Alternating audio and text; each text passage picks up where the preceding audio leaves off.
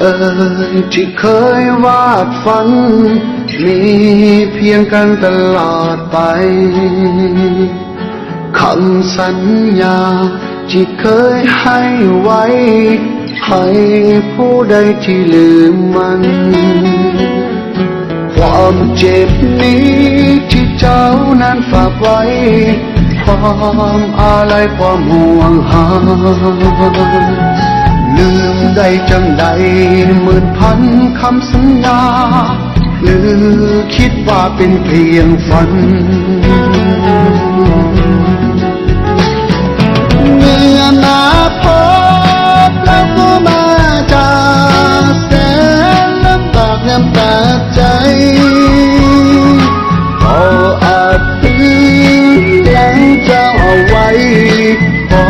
ยเจ้าไปตามปรารถนา